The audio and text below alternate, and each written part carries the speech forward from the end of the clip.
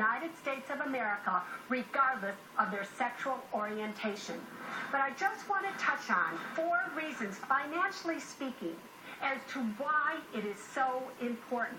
Things that heterosexuals get to do just because they get to get married that I don't get to do, that my brothers and sisters who are gay don't get to do, and that needs to change. Let's start with first estate tax. Do you know that if you are legally married, you can leave any amount of money that you want to your spouse? You could leave $10 billion, $10 million, it doesn't matter. Your spouse gets to inherit 100% of your assets. That is not true in my situation. If I leave money to KT, depending whatever the estate tax limit is, anything above that, currently $5 million, but it will go down possibly to $1 million. Who knows what will happen to it? She's going to have to pay estate tax on our money and vice versa.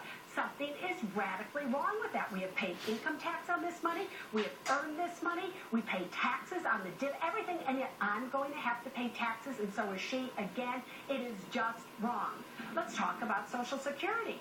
Do you know that if you are married, and let's say your spouse has a higher Social Security benefit than you do, that upon your spouse's death, you have the ability to take over their benefit and give up your own?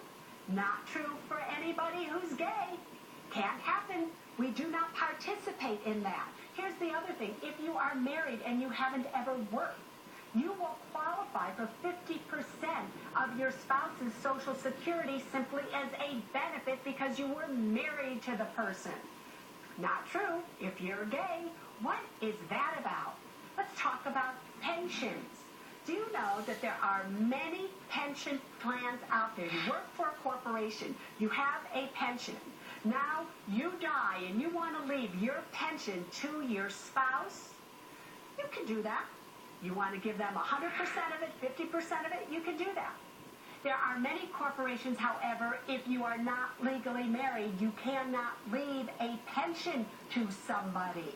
So there are many corporations that just disqualify us, just discount us.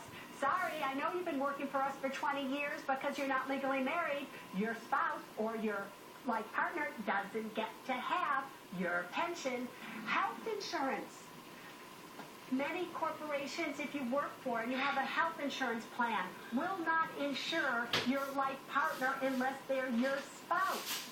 So these are things you have to think about. It is important that marriage equality is a topic on every single person's mind. Because it's not just about if you're gay or not. It's about your children, maybe your parents, your brother, your sister, your uncle, your aunt, your friends, people that you know. It is a right that every single one of us should have, and it's time right here and right now that every one of us takes our energy and our efforts to make marriage equality a fact, make it a law, and let's change things and do what's right versus just staying and doing things that are just so wrong. My one-on-one tonight is